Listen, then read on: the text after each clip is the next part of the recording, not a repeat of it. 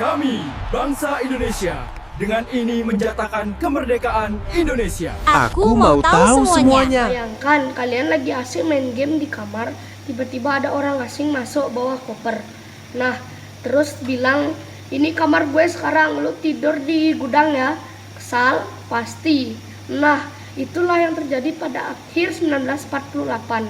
Belanda datang lagi lewat agresi militer kedua dan menduduki Yogyakarta yang waktu itu adalah ibu kota kita. Presiden Soekarno dan wakil presidennya Hatta ditangkap. Belanda sombongnya minta ampun. Mereka keluar-keluar ke seluruh dunia lewat radio. Katanya, Indonesia sudah tamat, tentara mereka sudah hilang, kita menang guys. Tapi mereka lupa satu hal, orang Indonesia tuh kalau sudah kepepet, kreatifnya muncul. Di dalam hutan, Jenderal Sudirman yang waktu itu lagi sakit tapi tetap memimpin gerilya mulai bisik-bisik sama Sultan Hamengkubuwono IX. Mereka mau kasih kejutan ulang tahun yang paling pahit buat Belanda. Hamengkubuwono IX kirim surat ke Jenderal Sudirman. Isinya bukan nanya, sudah makan belum? Tapi ide gila. Gimana kalau kita serang Jogja siang bolong biar dunia tahu kita masih ada. Lalu dipilihlah seorang letkol muda bernama Soeharto untuk menjadi komandan lapangan. Rencananya simpel tapi mematikan. Masuk ke kota saat subuh, serang habis-habisan, lalu sebelum makan siang sudah harus kabur lagi ke hutan. Kenapa? Ya karena kalau kelamaan nanti bantuan tank Belanda datang, kita bisa jadi kerupuk melempem. Para pejuang kita menyiapkan strategi. Ada yang menyamar jadi tukang sayur, ada yang pura-pura jadi pencari kayu bakar, padahal di dalam bakulnya isi bukan air bayam tapi granat. Bayangkan betapa kagetnya tentara Belanda kalau lagi beli kangkung tiba-tiba dikasih oleh-oleh ledakan. Tang tang tang. Sirna tanda jam malam berakhir di Jogja berbunyi jam 6 pagi. Tapi bukannya orang-orang pergi ke pasar, malah terdengar suara dor, bum, piar. Pasukan TNI muncul dari segala penjuru. Ada yang dari arah keraton, ada yang dari Malioboro. Tentara Belanda yang lagi asik ngopi dan mungkin masih makai piyama langsung lari tunggang langgang.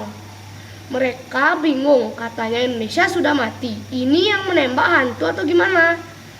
Selama 6 jam Yogyakarta kembali ke tangan Indonesia. Kita berhasil menguasai kota.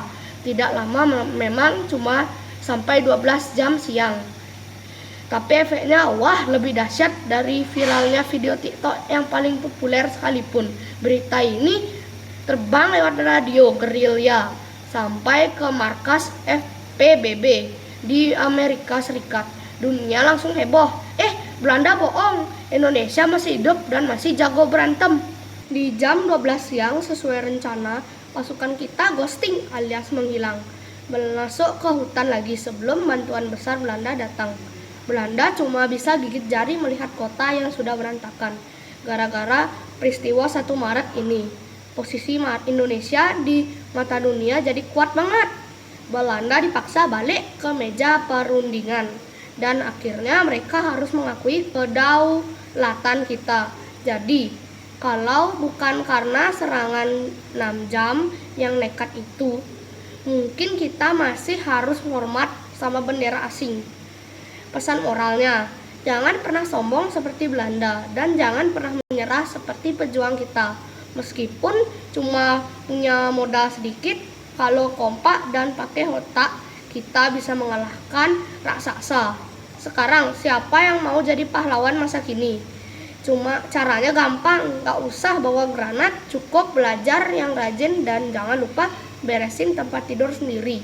Wah, ternyata serangan umum 1 Maret itu bukan cuma soal tembak-tembak ya, tapi soal harga diri bangsa yang ditunjukkan ke seluruh dunia. Bayangkan cuma butuh 6 jam buat bikin dunia sadar kalau Indonesia itu gak bisa dijajah lagi.